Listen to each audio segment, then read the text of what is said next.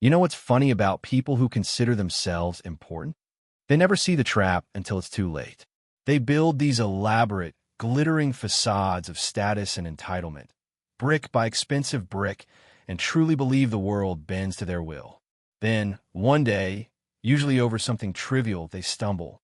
And when they fall, they don't just trip, they plunge. My daughter's fiancé, Preston Thorne, a man who believed his family name was a golden shield and his Yale degree a royal decree, just sealed his own fate with a single, arrogant sentence. It was a Tuesday afternoon, gray and damp, threatening rain over my Westchester home.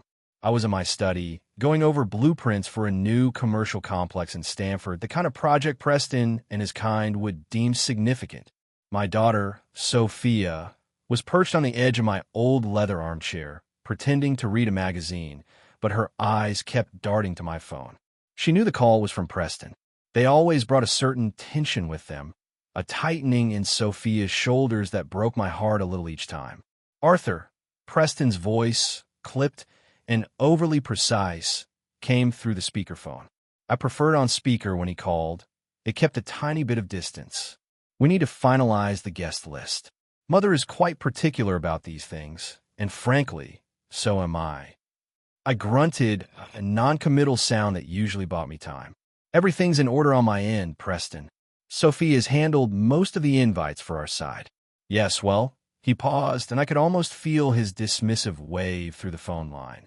That's precisely the issue, isn't it? Sophia mentioned you'd included some, shall we say, more colorful individuals. Your construction crew, your old neighborhood poker buddies, even Mrs. Rodriguez, who apparently watched Sophia grow up while you were working. We only want important people at our wedding. Arthur, people who reflect the Palmer, Thorne family standing, not your immigrant friends. The words hung in the air, heavy and noxious. My immigrant friends. Tony Ricci, who taught me the American building codes when my English was broken, who vouched for me when banks wouldn't look at a fresh face twice. Mike Sullivan, my first foreman, who stuck with me through lean times. Mrs. Rodriguez, whose legendary tortillas fueled my late nights, and who indeed had been a second mother to Sophia while I built this life, working 18-hour days. Unimportant. Immigrants. Sophia flinched. I saw her shoulders hunch, her fingers clenching the glossy pages of the magazine until her knuckles were white. Her gaze, usually so bright and confident, was fixed on the worn Persian rug, as if she could disappear into its patterns. She said nothing, not a word in my defense, not a whisper of protest for the people who had quite literally built her father's empire, and by extension, her comfortable life. A calm smile, the kind my construction crews knew meant someone was about to learn a very expensive lesson, spread across my face. It didn't reach my eyes. My hand, calloused from years of gripping tools and shaking hands, slowly reached for the phone. I didn't raise my voice. I didn't defend myself. I didn't even correct him. Just a slow, deliberate movement, a click as the call ended. Silence. These weren't just words. It was a sentence. Not for Preston. Not yet. First, it was a sentence for me. For my pride, for my history, for the quiet immigrant who had believed in the American dream of hard work and respect. And then, it would be a sentence for him. Austin, Preston, whatever name he went by, he thought he was talking to some lucky contractor, someone easily dismissed. He had no idea the unimportant immigrant he was casually insulting owned the relationships that would make or break his perfect $250,000 wedding. In that silent study, with Sophia still frozen on the armchair, clutching a magazine she wasn't reading, I made a promise. Not to myself, but to the ghosts of my past, to the integrity I'd always upheld. In less than 24 hours, Preston Thorne's wedding would vanish. His impeccable reputation would crumble, and 150 carefully selected guests would witness exactly who the important people really were. Subscribe to find out how I made a $120 million empire, his American dream, disappear in one night. But first, let me show you how this played out. The disrespect didn't start on that gray Tuesday afternoon. It had been building for months, one small, precise cut at a time. The disrespect didn't start with that infuriating phone call. Oh no, That was merely the final, gleaming dagger. It had been building for months, a slow, methodical erasure of my life for my daughter's future wedding. Each interaction with Preston Thorne was like a small cut, bleeding dignity drop by drop, until I was left hollowed out, feeling like a caricature of myself in my own home. It began in March, shortly after Sophia and Preston announced their engagement, a whirlwind romance that left me feeling more dazed than joyful. Preston, with his sleek suits and sharper-than-a-razor jawline, had first seen my guest list at a Sunday brunch. 27 names. My construction crew, my foreman, the guys who'd helped me build Vance Holdings from nothing. Leo Maxwell, who taught me the intricacies of American building codes when my English was still rough around the edges. Marcus Mac Delgado, who vouched for me when banks wouldn't look at an immigrant twice. These weren't just employees, they were brothers. Sophia, usually so perceptive, had approached me gently, Preston's arm casually draped around her shoulders like a trophy. "Dad, maybe we should reconsider some of these invitations," she'd said, her voice a little too soft, a little too rehearsed. "The Thorne family has certain expectations." Preston had nodded approvingly, a smug, tight-lipped smile on his face. "It's nothing personal, Arthur," he chimed in, his words like polished stones, "but a wedding reflects the families involved. We need to think about optics." Optics. That word would haunt me for weeks, echoing in the quiet of my study long after they'd left. It felt like a clinical term for something deeply personal, a cold calculation replacing warmth and loyalty. By April, my list had been refined. The construction guys were out. My poker buddies from the old neighborhood gone. Even Mrs. Rodriguez, who'd watched Sophia grow up, her tiny hands kneading dough in my kitchen, deemed too informal for a Thorne wedding.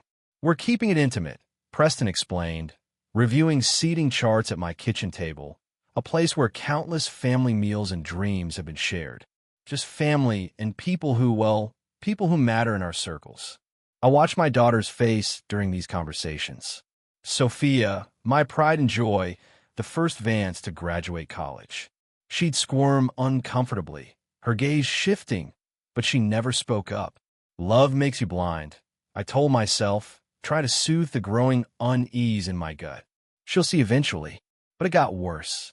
In May, Preston suggested I might want to upgrade my wardrobe for wedding-related events. He handed me a crisp business card for his family's tailor, a place where a single suit likely cost more than my first car. "Nothing offensive, Arthur, but you'll be meeting some important people." First impressions matter. Important people. There was that phrase again, a constant reminder of my supposed inadequacy. The real slap came during the venue walkthrough at the exclusive Westchester Country Club in June. I'd paid the $5,000 deposit myself, money I'd earned laying brick in 100-degree heat while Preston was playing lacrosse at his prep school. "This is Sophia's father." Preston introduced me to the wedding planner, a woman named Ms. Davies with an impeccably neutral expression. He's in construction." The way he said it, like I built sewers instead of the luxury homes his friends lived in. It was a verbal shrug, a dismissal wrapped in polite society's veneer. What Preston didn't know about that country club was this. In 2019, Vance Holdings had renovated their entire East Wing, a $20 million project. I knew every board member by name. I had their personal cell numbers.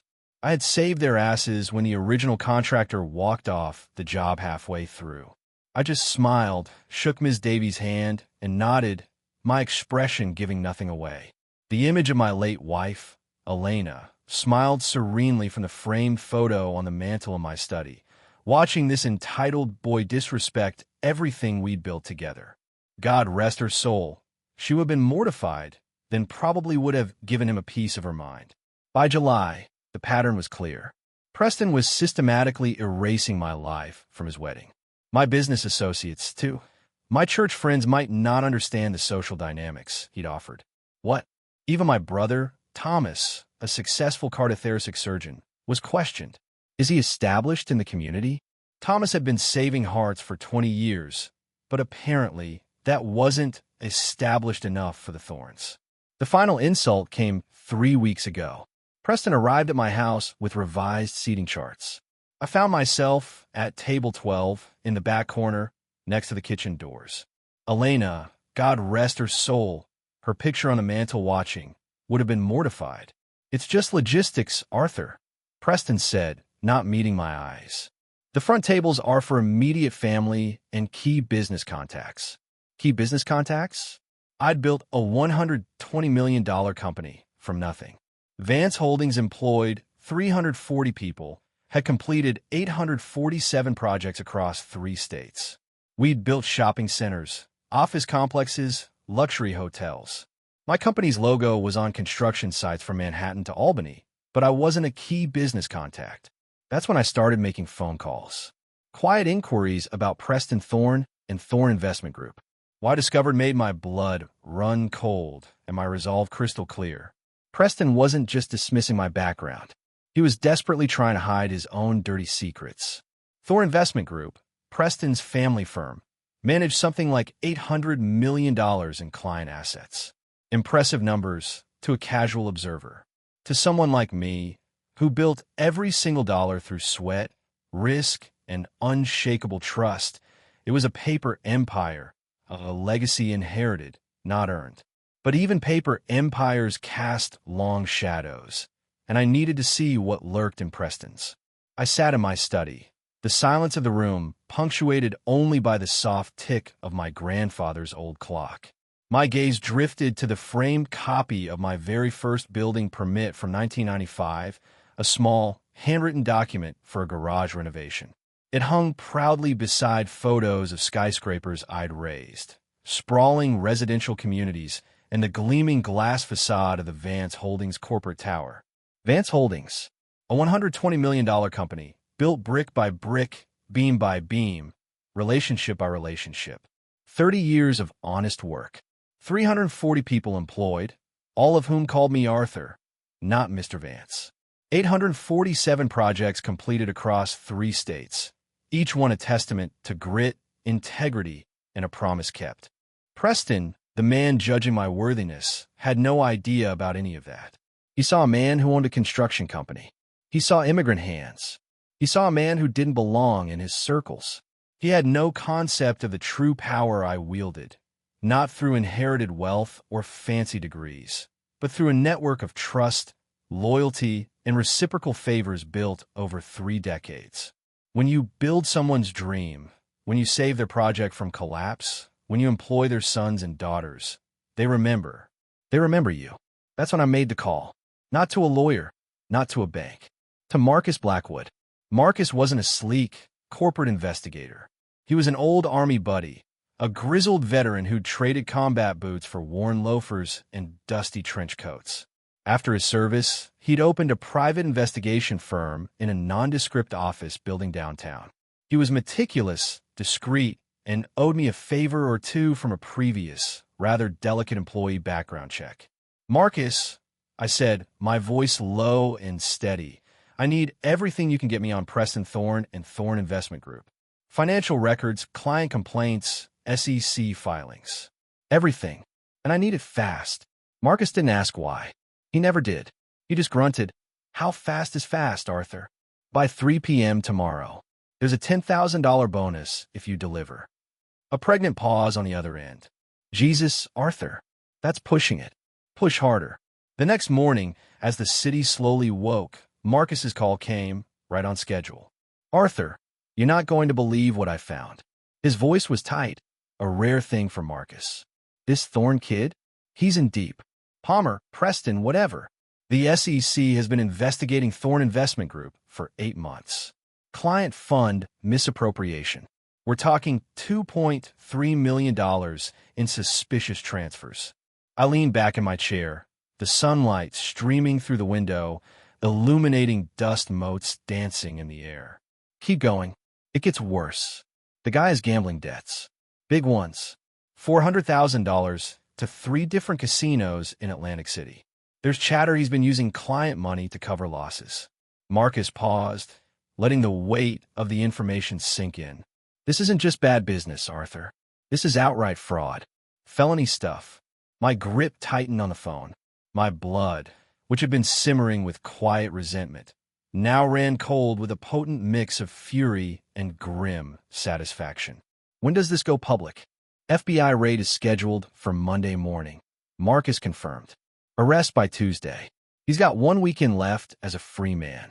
Preston Thorne, the man judging my worthiness, the man lecturing me about important people and refined money, was embezzling from elderly clients to fund his lavish lifestyle and cover his gambling addiction. His perfect wedding was happening just days before his perfect world would collapse around him. He thought he was marrying into money, my money, to solve his problems. The wedding was his last hurrah before the inevitable. That gray Tuesday night, when he stood in my living room and dismissed my immigrant friends, something inside me clicked into place. This wasn't about social status anymore. This was about character. This was about a man who'd never earned a single honest dollar, questioning the worth of a man who'd earned everything. Preston thought he was dealing with just another contractor who'd gotten lucky. What he didn't realize was that luck had nothing to do with it. For 30 years, I'd built more than buildings. I'd built relationships, trust, respect, a reputation that opened doors and moved mountains. And tomorrow morning, Preston Thorne would discover exactly how many mountains I could move and exactly how quickly his perfect wedding could disappear.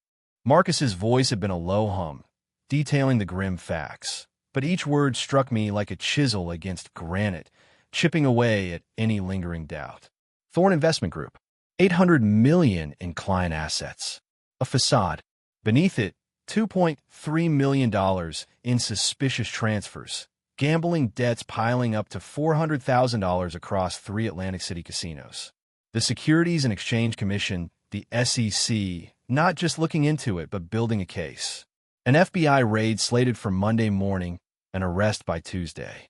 Preston Thorne, the man who believed he was marrying into my money, to dig himself out of a hole of his own making, was not just arrogant. He was a criminal, a thief. I sat there, the phone still warm against my ear, long after Marcus had hung up. My study, usually a sanctuary of quiet reflection, felt charged with a new, dangerous energy. The framed photo of Elena, my late wife, on the mantel, seemed to regard me with an expectant gaze. She knew me better than anyone. She knew the fury that simmered beneath my calm exterior when injustice reared its ugly head. This wasn't about a slight anymore. It wasn't about my ego or my immigrant friends. This was about something far more fundamental. Character, integrity, and the gaping chasm between inherited privilege and earned dignity. Preston had dared to question my worth, my very place in this society, while actively stealing from the most vulnerable members of his own. Elderly clients, their life savings, their retirement accounts, gambled away on green felt tables. The thought made my stomach churn, a bitter taste of disgust, mixing with the metallic tang of righteous anger. Sophia, my daughter. The thought of her marrying this man, this predator in a tailored suit, sent a shiver down my spine that had nothing to do with the chilly evening air. He hadn't just insulted me. He had planned to use her, to use Vance Holdings as his personal piggy bank, his escape route from a collapsing house of cards. The wedding wasn't just a social event. It was his last, desperate play. He saw her as an asset, a solution to his monumental problems, not a woman to be cherished and loved. The moral dilemma I'd grappled with for weeks, the quiet shame Sophia seemed to carry, her uncomfortable silences when Preston dissected our family, evaporated. There was no dilemma left. Preston Thorne had not merely crossed a line, he had annihilated it. And in doing so, he had sealed his fate not with 11 words, but with $2.3 million in stolen funds and a mountain of gambling receipts. I stood up, walked to the window. The sky had cleared, revealing a few timid stars, pinpricks of light against the vast, inky canvas. My mind, usually focused on structural integrity and logistical challenges, now began to construct a different kind of blueprint. A blueprint of retribution. A swift, surgical strike designed to dismantle his world as meticulously as he had tried to dismantle mine. Preston thought he operated in a world of important people, judges, senators, old money. What he didn't grasp was that my world, the one I had built from nothing, was far more interconnected, far more powerful in its quiet, undeniable way. My relationships weren't forged in country clubs or gilded boardrooms. They were forged in shared struggle, in trust earned under pressure, in favors given and received with no expectation other than mutual respect. When you save someone's business from ruin, when you deliver on a promise that seems impossible, when you stand by them through thick and thin, that creates a bond stronger than any inherited name. I knew exactly which buttons to push, exactly which calls to make. I wasn't just a contractor. I was an architect of consequences. And Preston Thorne was about to learn that the most dangerous man in any room isn't the one with the loudest voice or the most impressive lineage. It's the one who quietly observes, learns, and then acts with precision, leveraging a network built on loyalty, not on paper or pretense. The clock on the mantel ticked softly. The stars watched from above. Tomorrow morning, a new dawn would break. And with it, a series of phone calls that would send shockwaves through Preston's carefully curated, fragile universe. He wanted a wedding that reflected his importance. He'd get one. A spectacle. One that would reflect exactly who he truly was. And I, Arthur Vance, the unimportant immigrant, would be the master of ceremonies. Friday morning, 7:30 a.m. The office was quiet, save for the hum of the server racks and the distant rumble of early morning traffic outside. I was reviewing Sterling Construction's weekly reports, the mundane details of concrete pours and delivery schedules, when my phone buzzed. Preston's name flashed on the screen. He was calling. Already, his impatience, his lack of self-awareness, was almost comical. I always record my business calls.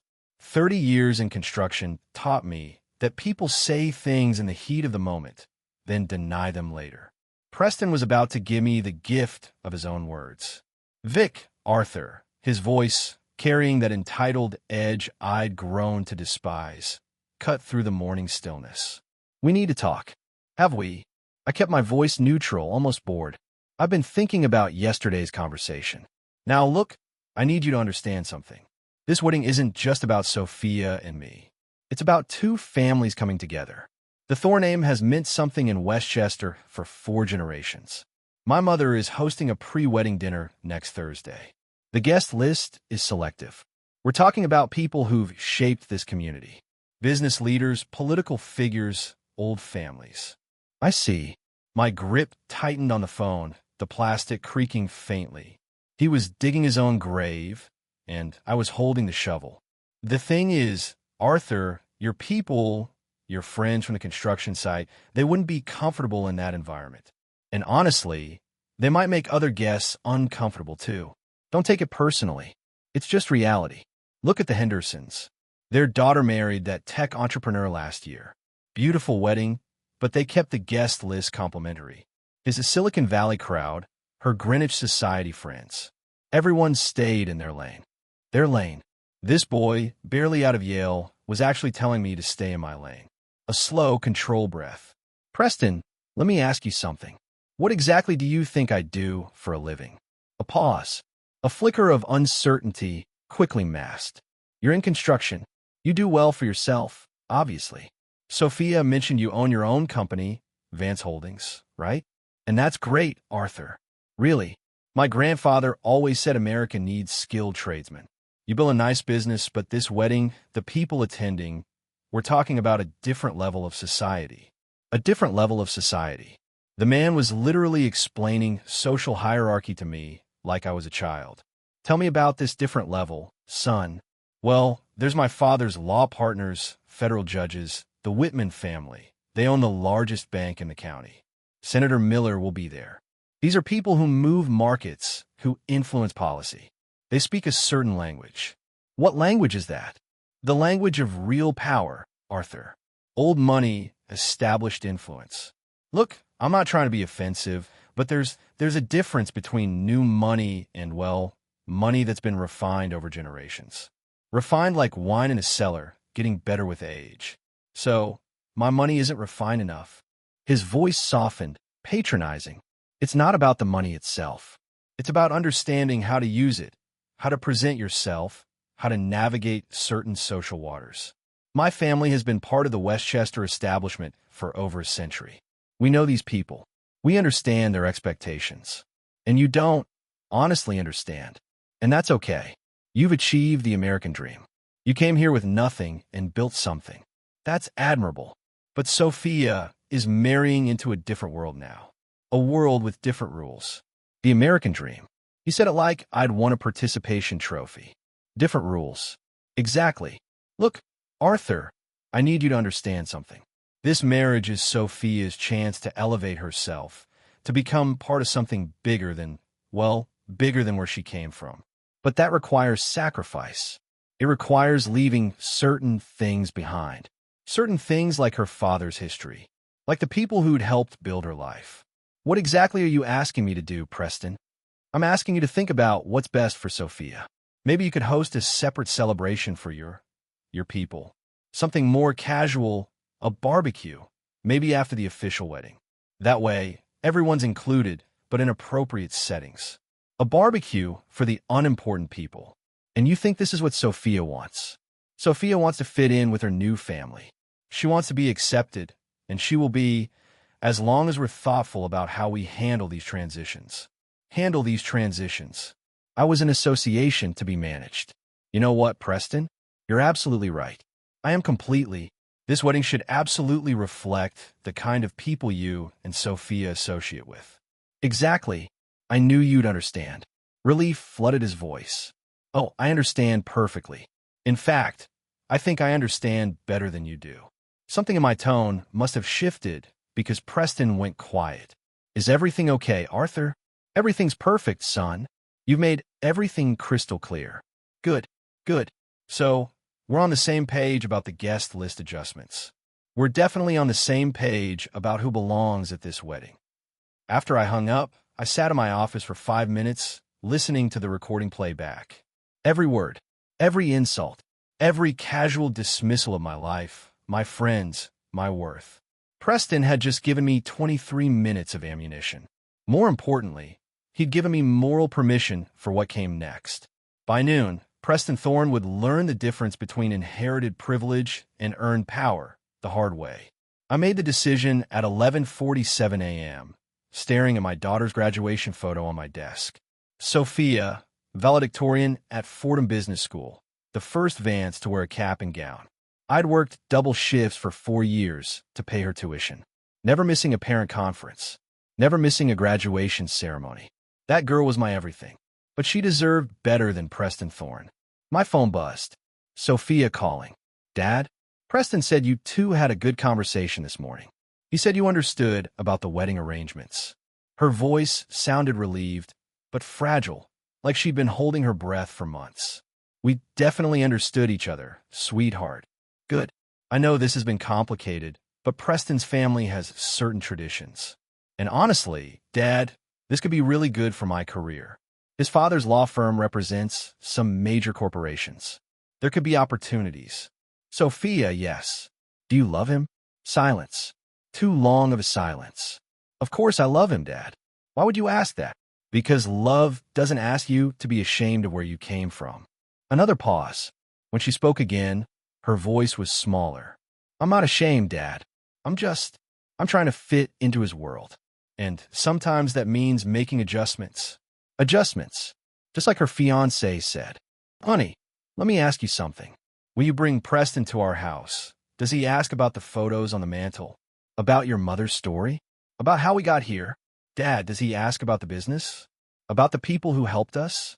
Does he want to know anything about the life that gave him the woman he claims to love? Silence. Sophia, a man who truly loves you doesn't ask you to erase your history. He celebrates it. It's not that simple, Dad. His family. They have expectations.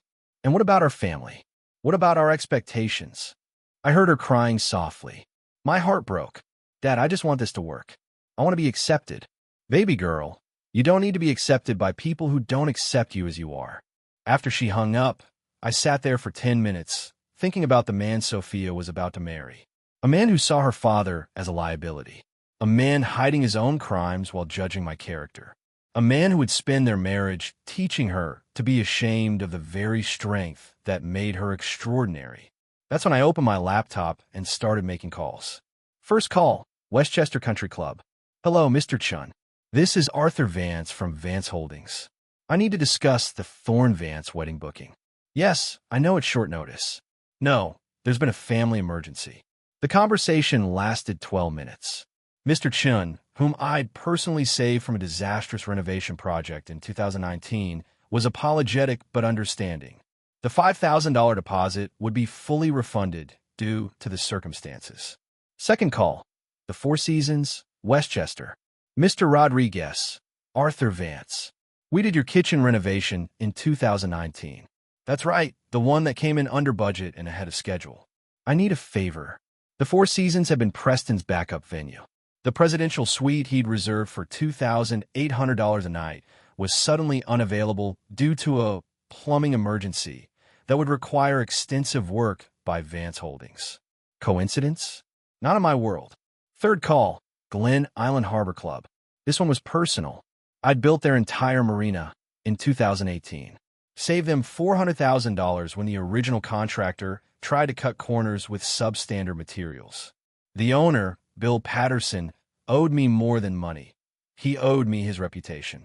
Bill, it's Arthur. I need the Thorne wedding booking canceled. No, I can't explain right now. Yes, I know it's their biggest event this quarter. Bill, trust me on this one.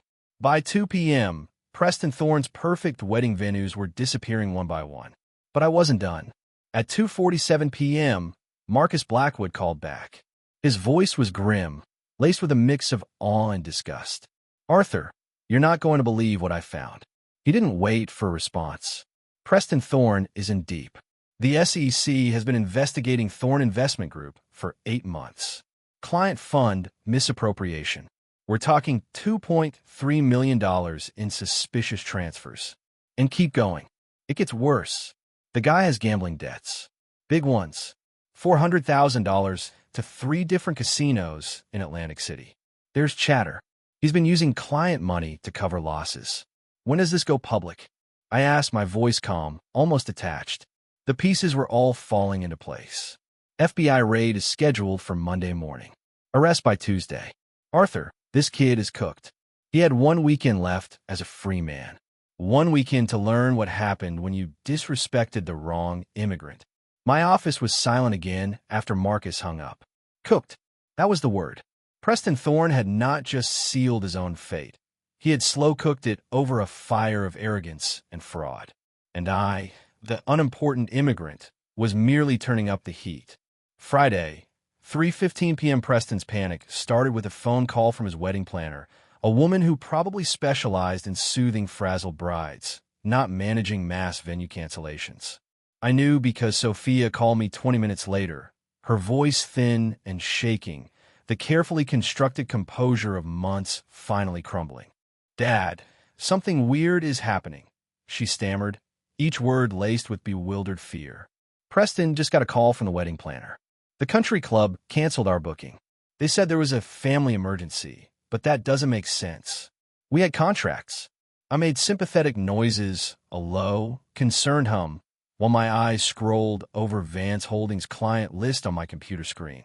30 years of building relationships was about to pay dividends in a currency far more valuable than money. Justice. That is strange, honey. And the Four Seasons just called, too, she continued, her voice rising in pitch. They said there's a plumbing issue in the presidential suite. Major repairs needed. They're refunding our deposit. I'm sure he'll figure something out, I said, my tone reassuring, but my thoughts were already 3 steps ahead. What Sophia didn't know, what nobody knew except me, was exactly how deep Vance Holdings' roots ran in Westchester County. We hadn't just built buildings. We built the very infrastructure of an entire community's social life. Every major event hall, every luxury hotel, every exclusive club. Chances were, Vance Holdings had laid the foundations, poured the concrete, or swung the hammer on a significant renovation. We didn't just understand construction. We understood connection. 3:45 p.m. My phone rang again. Glen Island Harbor Club. Mr. Vance, this is Jennifer from Glen Island. I wanted to personally apologize about the Thorne wedding cancellation. Mr. Patterson explained there were family circumstances. I appreciate you calling, Jennifer, I said, a subtle emphasis on personally apologize. We're refunding the full $15,000 deposit, of course. And Mr. Patterson wanted me to tell you that if you need anything else, anything at all, just call. Bill Patterson understood loyalty. When his marina project had hit permitting problems in 2018, I'd personally walked the plans through City Hall, called in favors, smoothed the way. The Harbor Club had opened on schedule because of relationships I'd spent decades building. And now, Bill was returning the favor without even knowing the full story. He just trusted me. 4:20 p.m. Sophia called again. Now she sounded genuinely scared, her voice barely above a whisper. Dad, 3 more venues just canceled. The Rye Golf Club, Sleepy Hollow Country Club, even the Maritime Aquarium in Norwalk. They all have different excuses, but Preston says this can't be a coincidence. He's losing it. It wasn't a coincidence. It was a masterclass in leverage. Rye Golf Club? Vance Holdings had built their new clubhouse in 2020. The project manager still sent me Christmas cards. Sleepy Hollow? We'd renovated their entire pro shop after the 2019 flood, saving them $200,000 by working around their tournament schedule. Maritime Aquarium?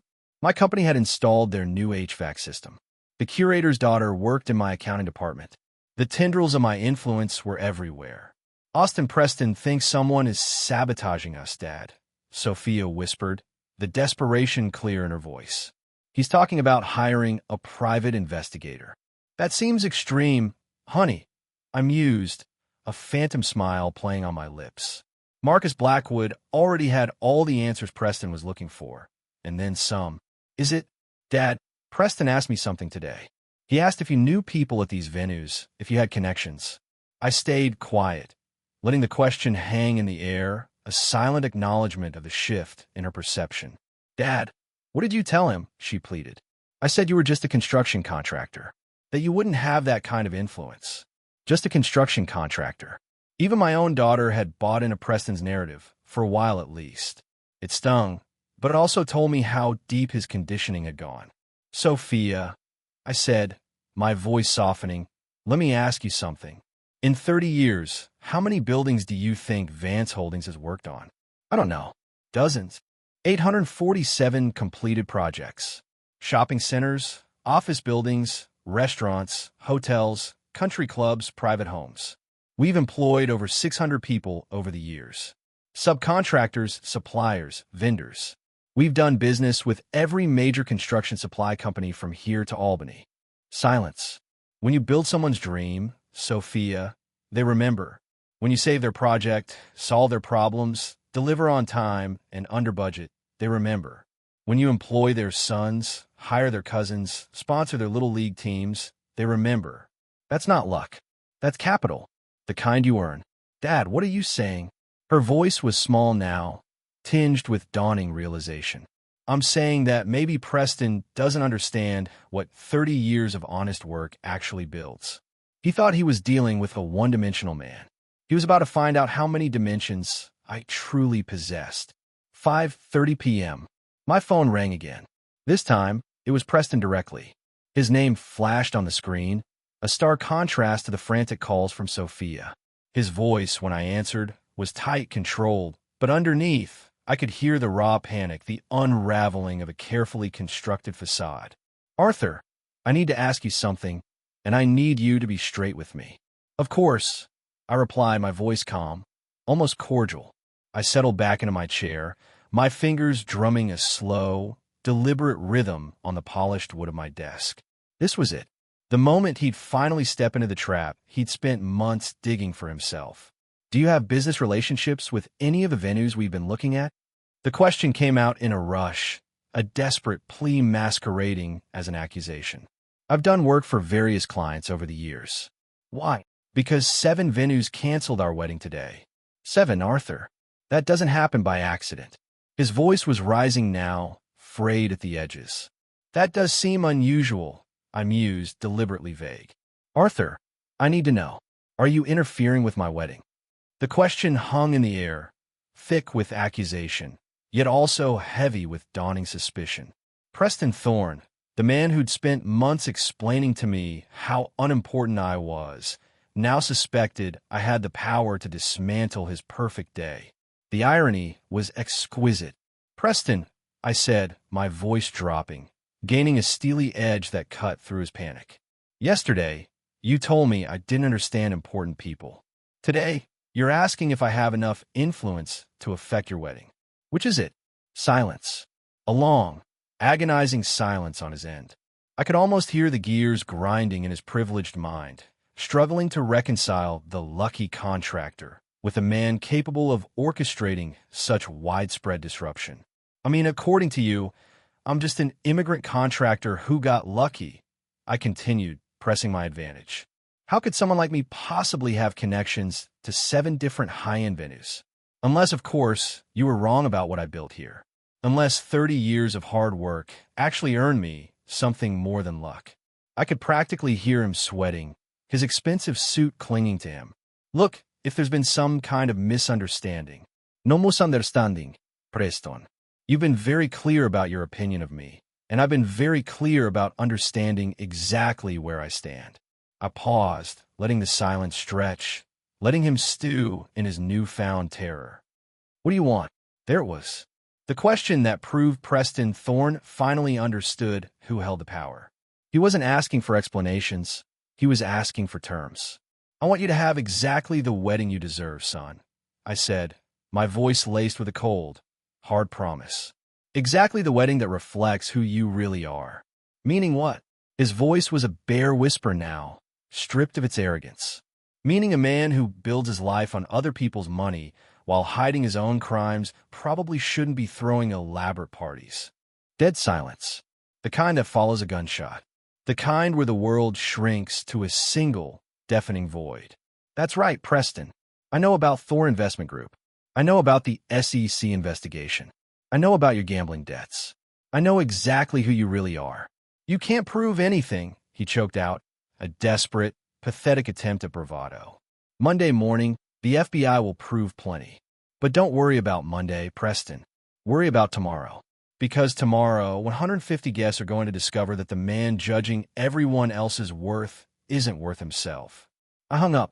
The click echoed in the quiet office. Preston Thorne had asked for important people at his wedding. Tomorrow, he'd get them.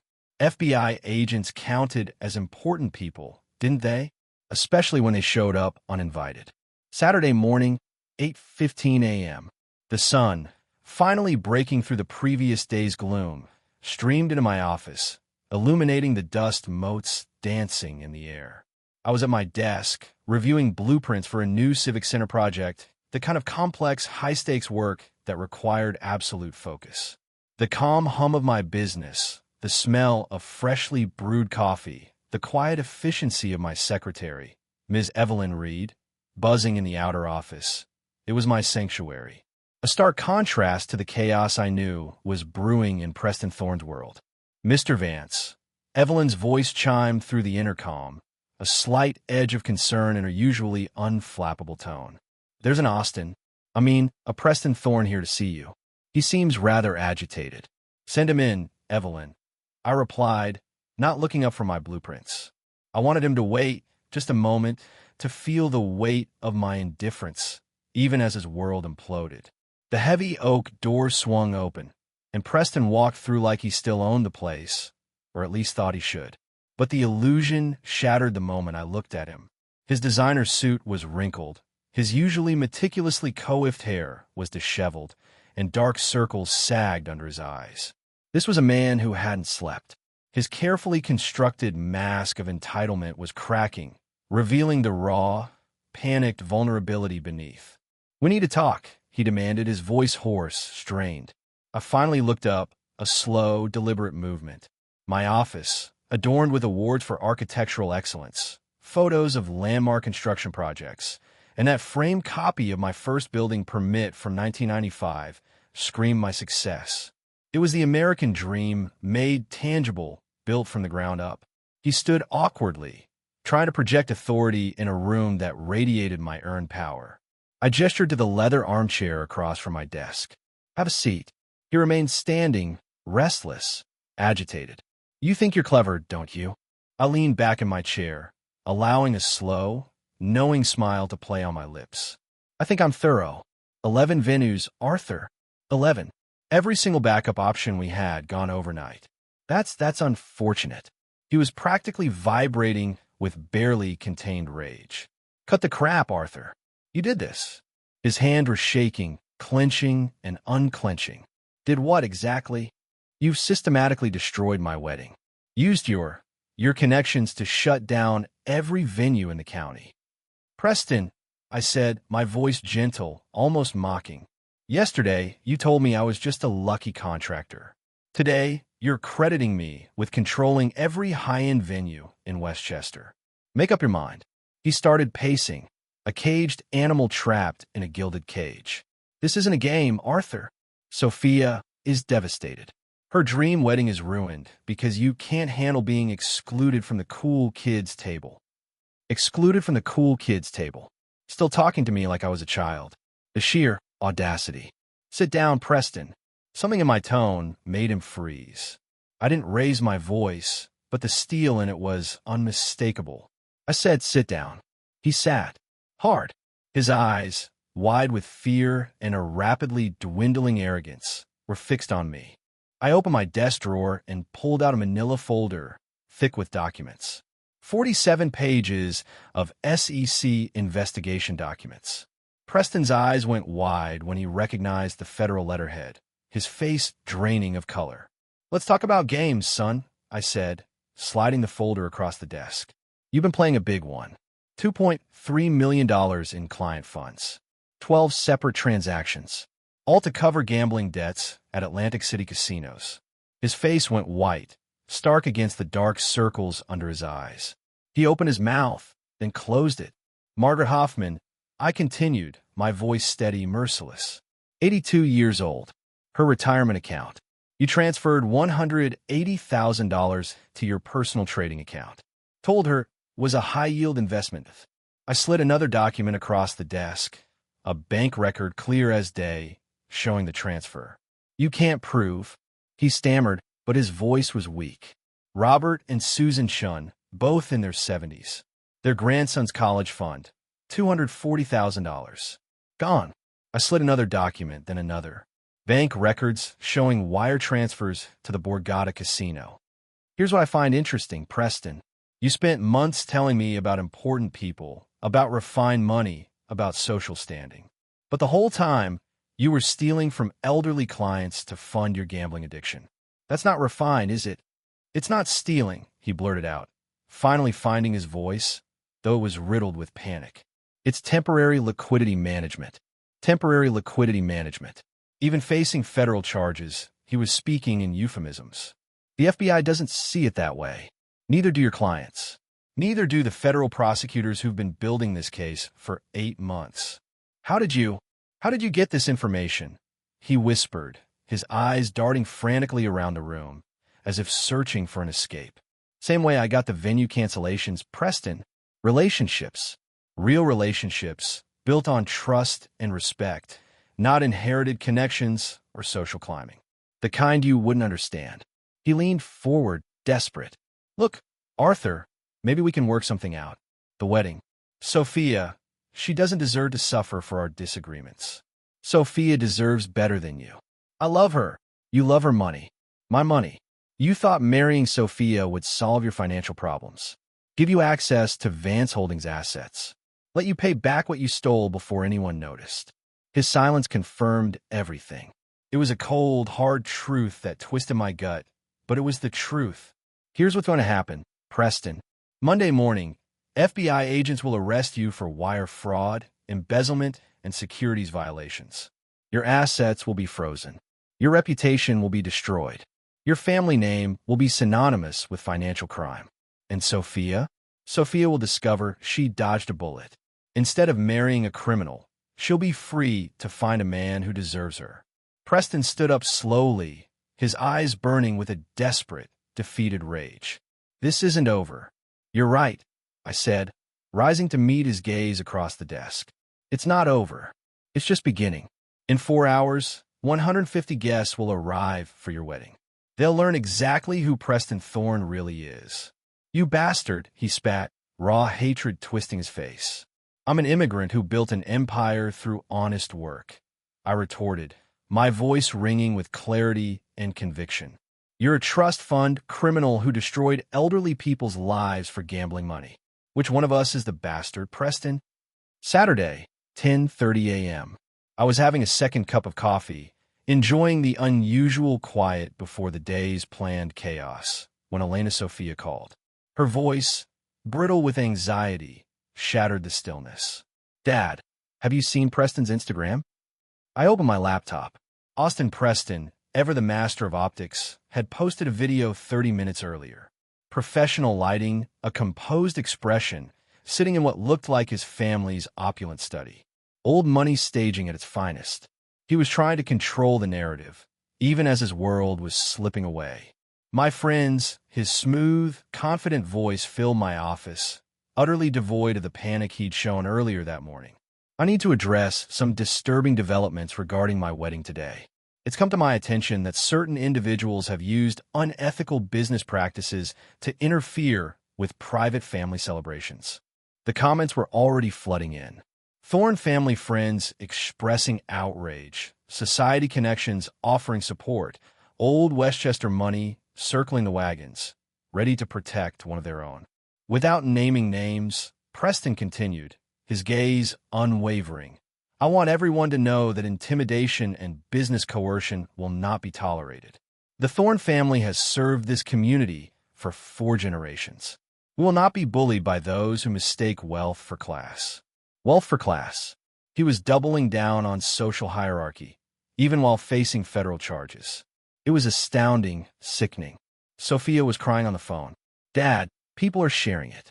Preston's friends, his family's connections. They're saying terrible things about new money, about immigrants who don't understand American values." American values. From a man who'd stolen $2.3 million from elderly clients. "The comments are getting worse, Dad.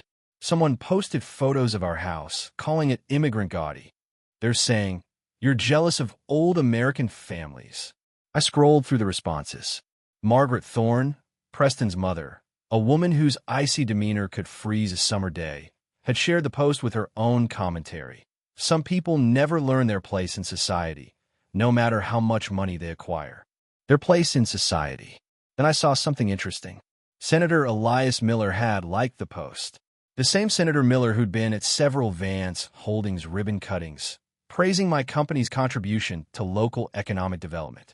The hypocrisy was a bitter pill. At 11 a.m., my phone rang. Bill Patterson from Glen Island Harbor Club. "Arthur, I'm seeing some social media activity. People are questioning your character, your business practices. Some of my board members are concerned about our association." "I understand, Bill. Look, I've known you for years. You're solid. But this Thorne kid has connections. Real connections. Federal judges, senators, old families with serious influence. If this gets ugly, it's already ugly, Bill. The question is whether you believe in what I've built or what Preston Thorne inherited." A pause. A long one. Bill was a good man, but he also had a business to protect.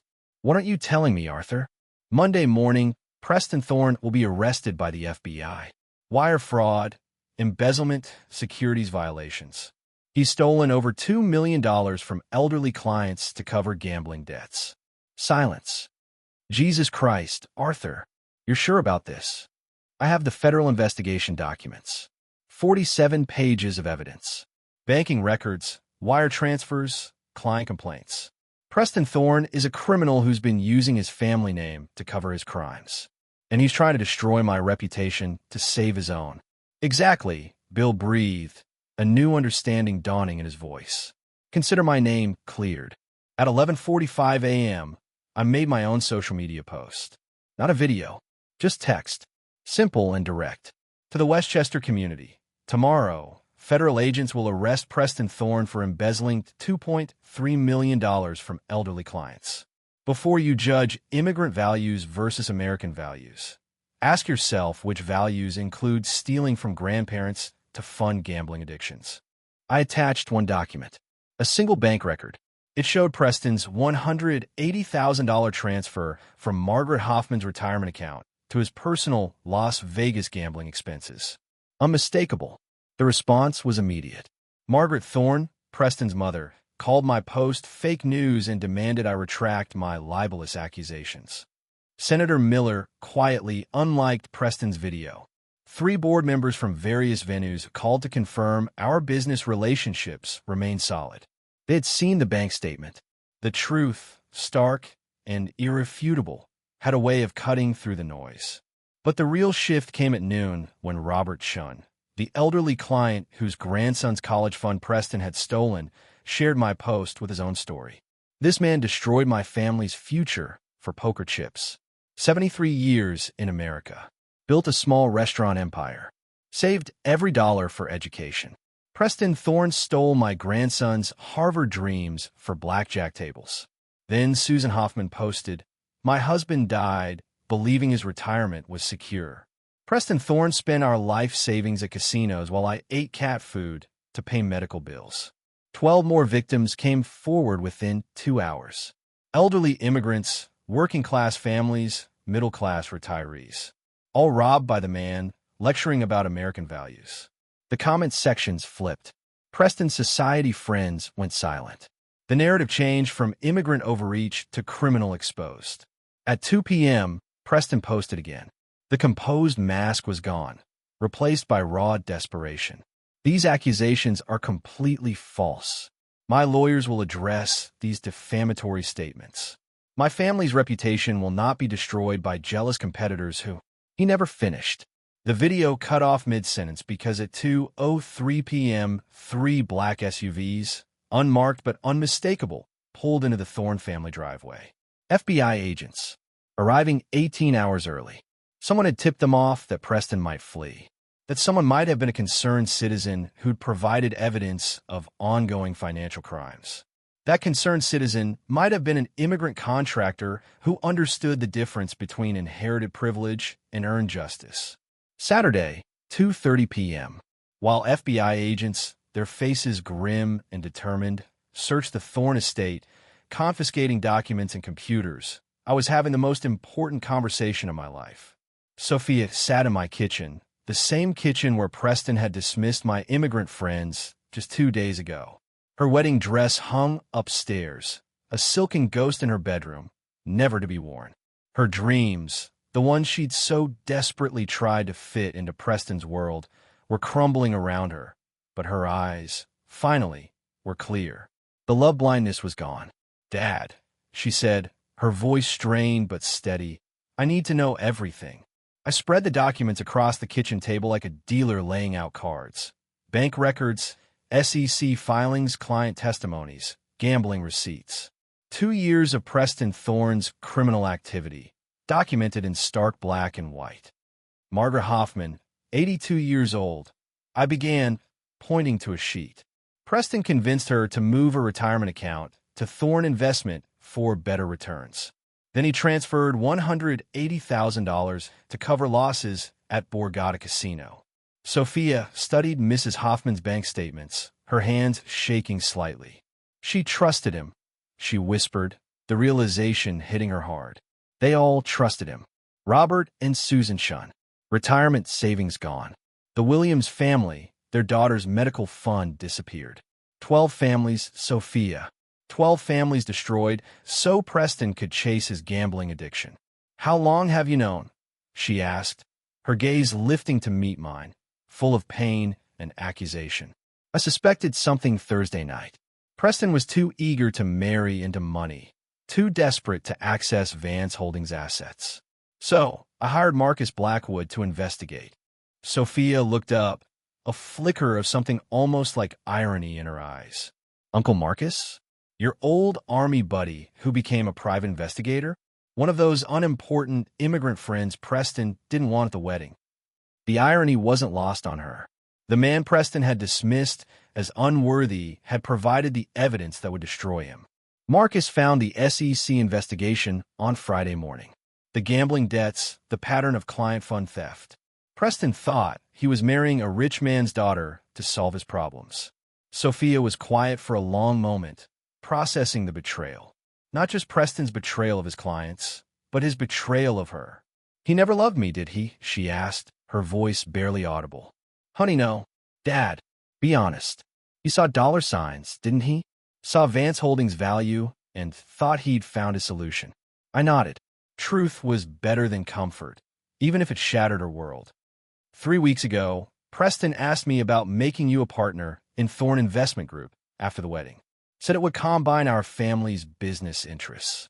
I thought it was romantic, but he was planning to use our money to pay back what he'd stolen. Sophia stood up and walked to the kitchen window. Outside, news vans were already gathering. Word was spreading about the FBI raid, buzzing through the Westchester gossip mill faster than any wedding invitation. The wedding guests, she said quietly, her back to me. 150 people. Preston's family, his business associates, our friends, they're all going no. Would you rather they didn't know what kind of man you almost married? She turned back to me, her chin rising, a new strength hardening her gaze. No, you're right. Dad, I owe you an apology. Sophia, no, let me say this. For months, I let Preston make me ashamed of our family, of you, of where we came from. I watched him dismiss your friends, your accomplishments, your worth, and I said nothing. A tear tracked a path down her cheek. I was in love. I was a coward. I wanted to belong so badly in his world that I forgot where I belonged. I forgot who raised me, who sacrificed for me, who built everything I have. She picked up one of the client testimonies. Mary Rodriguez, 74, whose home healthcare fund had been emptied for Preston's Atlantic City weekend.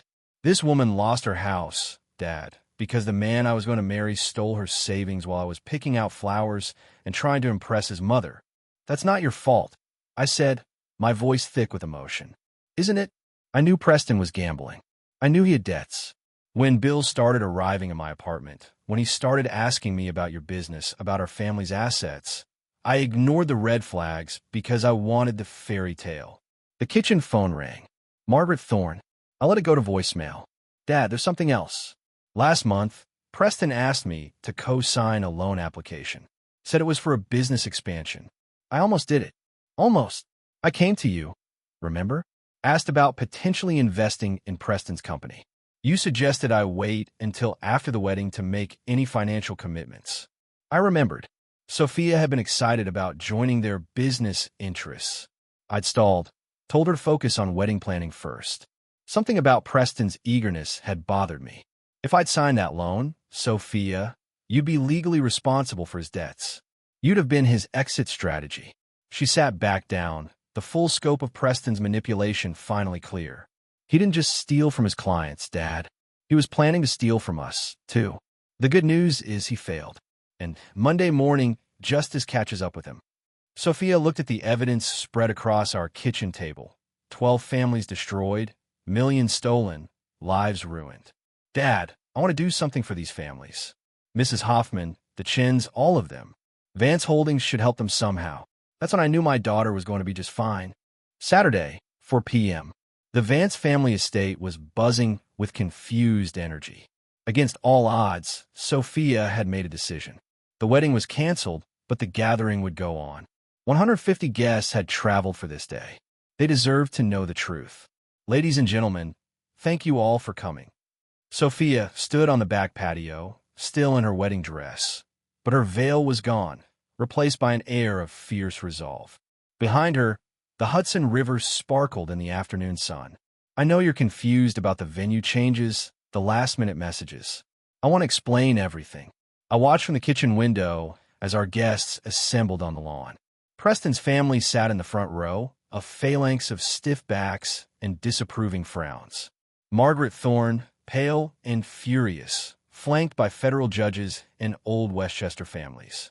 My construction crew stood in the back, uncomfortable in their borrowed suits, but loyal to the end. Senator Miller was there, looking increasingly nervous as FBI agents took discreet positions around the property perimeter. Sophia's voice, clear and strong, carried across the gathering. This morning, I learned something about the man I was supposed to marry, something that changed everything. A black Mercedes pulled up the driveway. Preston, released on emergency bail, stepped out with his lawyer. His face was haggard.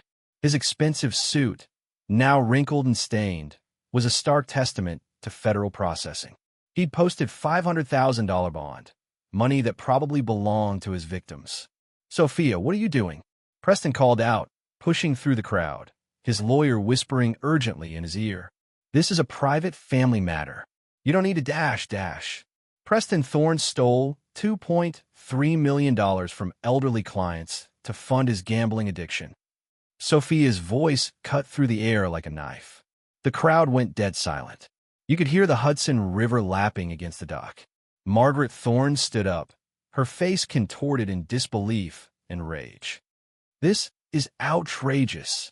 How dare you make such accusations?" FBI agents arrested him 6 hours ago.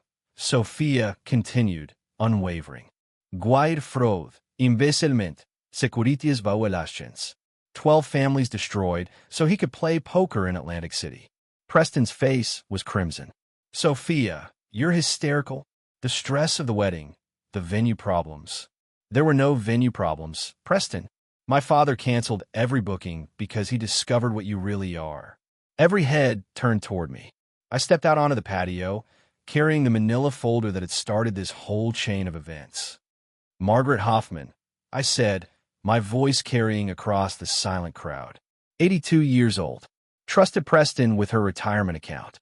He stole $180,000 for a weekend in Vegas. Preston's lawyer grabbed his arm. "Don't say anything. Not a word." "Robert and Susan Chun." I pressed on, ignoring him. "Married 50 years. Their grandson's college fund. $240,000 spent on blackjack tables while they ate pasta every night to save money." I pulled out the bank records, held them up for everyone to see. Mary Rodriguez, 74. Needed home health care after her stroke. Preston emptied her medical fund for a poker tournament. She lost her house. Senator Miller was edging toward his car. Several other Thorne family associates were checking their phones, probably calling their own lawyers. "But here's what Preston really thought of all of you," I continued, holding up my phone. 2 days ago, he called me, told me he only wanted important people at his wedding. Said my immigrant friends wouldn't understand the language of real power. I connected my phone to the portable speaker Sophia had set up for wedding music. Preston went white. "Arthur, don't." His recorded voice, smooth and condescending, filled the garden. "The language of real power, Arthur. Old money, established influence. Look, I'm not trying to be offensive, but there's a difference between new money and, well, money that's been refined over generations. Every word, every insult, every casual dismissal of the life that had built Vance Holdings. This marriage is Sophia's chance to elevate herself, to become part of something bigger than where she came from." Margaret Thorne's face was stone.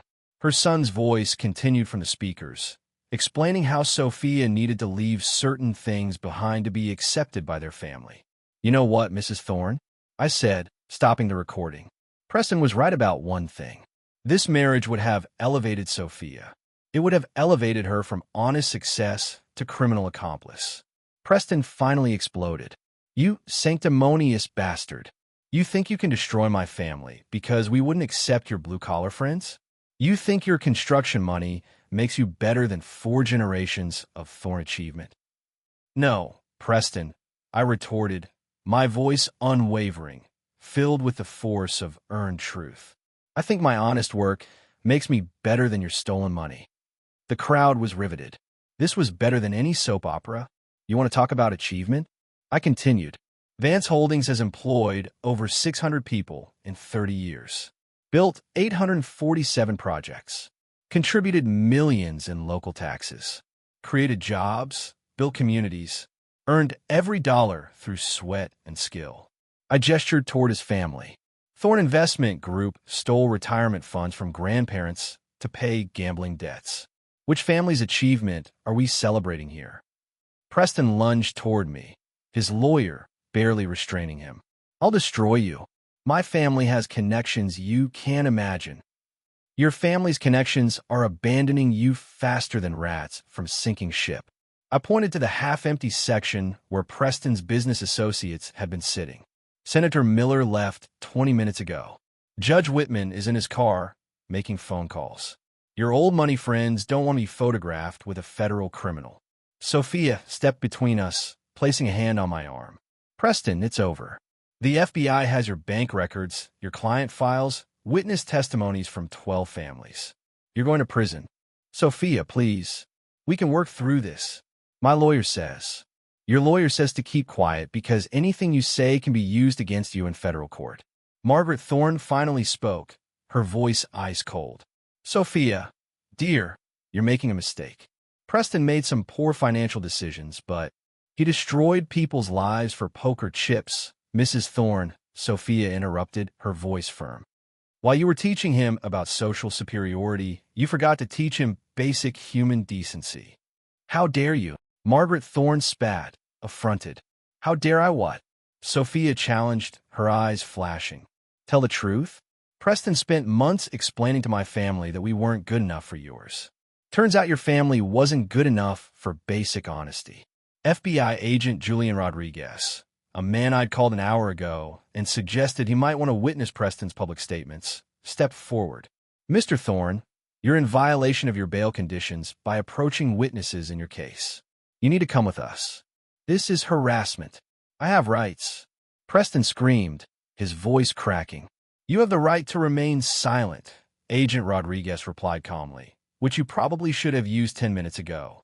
As they led Preston away in handcuffs for the second time in one day, Sophia addressed the remaining guests.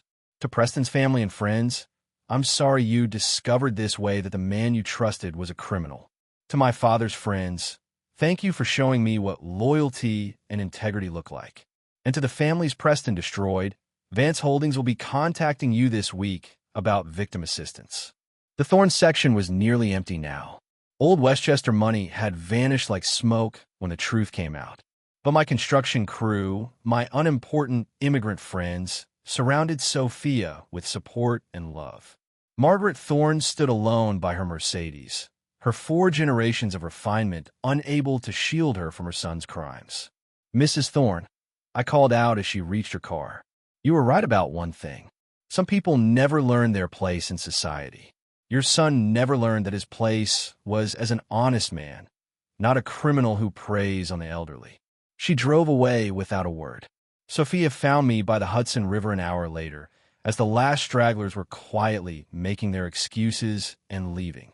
The sun, now lower in the sky, cast long, golden shadows across the lawn where chaos had so recently erupted. She had shed her wedding dress. Instead, she wore a simple, dark sundress, a quiet protest against the spectacle, and perhaps a symbol of a new beginning. She walked slowly, her steps deliberate, until she stood beside me, gazing at the water. Dad, she said, her voice softer now, tinged with exhaustion, but also a newfound clarity. Do you think I made the right choice? I looked at my daughter. Beautiful, strong, finally free from Preston Thorne's insidious manipulation. Her face, though still pale, had lost the strained, anxious expression she'd worn for months. Honey, you made the only choice that lets you look yourself in the mirror. The Thornes will never forgive this public humiliation, she murmured, almost to herself. I smiled, a genuine, unburdened smile this time. The Thornes will be too busy with federal prosecutors to worry about us. She offered a faint, almost imperceptible smile in return, the first one I'd seen in days that wasn't forced. So, she began, turning to face me. What happens now? Now, I said, putting an arm around her shoulder, we get back to being a family that earns respect instead of demanding it. Later that evening, Sophia and I sat at the kitchen table, the very same table where this whole mess had started, the echoes of Preston's dismissive words still faintly lingering. She'd driven up from her Manhattan apartment, carrying Chinese takeout from our old neighborhood restaurant. The one Preston said wasn't refined enough for Thorne family dinners, she said, a sad, knowing smile playing on her lips. We ate in a comfortable silence, savoring the simple act of being together, unburdened. Dad, she finally broke the quiet, pushing a half-eaten spring roll around her plate. I've been thinking about what you said, about earning respect versus demanding it. And I quit my marketing job today. I nearly choked on my wonton. Sophia, you have a business degree from Fordham. You could work anywhere. Her eyes met mine, steady and bright. I want to work somewhere I'm proud of what we build, literally and figuratively. I want to come work for Vance Holdings.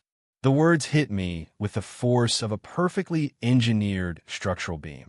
It wasn't just a job offer. It was a testament, a validation of everything I'd strived for, everything I'd sacrificed. This was my daughter, choosing her roots, choosing integrity, choosing a path forged by honest work. My heart swelled, a warmth spreading through my chest that no amount of money could ever buy. Sophia, I managed, my voice a little rough with emotion. Are you sure? More sure than I've been about anything in a long time, she replied, a genuine, radiant smile finally breaking through. I want to build something real, Dad. Something that helps people, not just takes from them. 3 months later, the headlines were grim, but predictable for Preston Thorne. Investment manager charged in $2.3 million elderly fraud scheme, blared the Westchester Journal-News. The photo showed Preston in handcuffs, his Yale ring still visible as federal agents led him from the courthouse. He was sentenced to 9 years in federal prison. He'd serve at least 7. The $500,000 bail money was seized, a small fraction of the $2.7 million he had stolen from 17 total victims. At 10 a.m. one Monday, Margaret Thorne called my office directly. Mr. Vance. Her voice, though carefully composed, held a hint of desperation. I want to discuss a settlement for the misunderstanding. The Thorne family has contributed to this community for over a century. Surely, we can reach some accommodation that protects both our reputations. There's no misunderstanding, Mrs. Thorne, I replied, my voice firm. Your son is a criminal, and your reputation was destroyed by his choices, not my actions. She hung up. No surprise there. By noon, the full scope of Preston's crimes had emerged. 17 total victims, $2.7 million stolen. Federal prosecutors were seeking 8 to 12 years. A just outcome. The aftermath was a quiet storm of vindication and rebuilding. Vance Holdings, my company, established a victim assistance fund. We couldn't give those families back their lost innocence or the years of worry and fear Preston Thorne had inflicted, but we could help rebuild their financial security. It wasn't charity. It was justice delivered through the means I understood best. Solid, tangible action. The fund covered the stolen amounts, providing a buffer until legal restitutions could eventually be made from Preston's frozen assets, however paltry those might prove to be. Mrs. Hoffman finally got her retirement account back, and the Chin's grandson could once again dream of Harvard. Sophia officially joined Vance Holdings as Director of Community Relations. It wasn't a symbolic title. She dove into it with a fierce intelligence and compassion that made her truly my daughter. Her first major project was affordable housing for elderly immigrants, people just like the ones Preston had preyed on. She worked tirelessly, translating documents, coordinating with local charities, navigating zoning laws. I watched her, sometimes from a distance, sometimes right beside her, and saw not just a skilled professional, but a woman embodying the values I had tried to instill in her. She was building not just homes, but trust, dignity, and a sense of belonging for those whom society often deemed unimportant. Margaret Thorne moved to Florida, a quiet, swift departure from Westchester, undoubtedly to escape the pervasive shame that now clung to the Thorne name. Her 4 generations of refined money and social standing had dissolved into nothing more than a cautionary tale. The Grand Thorne Estate, a symbol of inherited power and old money exclusivity, went on the market shortly after. It was a stark reminder of how quickly a legacy could crumble when built on rotten foundations. Life, as it always does, moved on, and sometimes in ways you least expect. Last week, Sophia mentioned she was going on a dinner date. With who? I asked, trying to sound casual as I buttered my toast. Marcus Blackwood's son, she replied, a shy smile gracing her lips. Julian, he's a public defender, represents families, people who might not have had a voice otherwise. Julian, Marcus's son, the man who dedicated his life to protecting those Preston Thorne would have dismissed as utterly inconsequential. The irony, the poetic justice of it all, was a quiet, satisfying hum deep within me. I just nodded, a genuine, proud smile spreading across my face. Sometimes the best revenge isn't revenge at all. It's not about grandstanding or public humiliation, though Preston Thorne certainly deserved every bit of his. Sometimes it's just living well, building honestly, raising your children to understand that true respect is earned, one relationship at a time, one brick laid with integrity, one promise kept. It's about knowing your worth, not because someone else validates it, but because you've built it piece by piece with your own two hands and an unwavering moral compass. The important people understand that. The ones who know the value of a handshake, the weight of a promise, the strength of a community. The rest? The ones who mistake wealth for class, who believe their name grants them impunity, who never see the trap until it's too late. They never did matter anyway.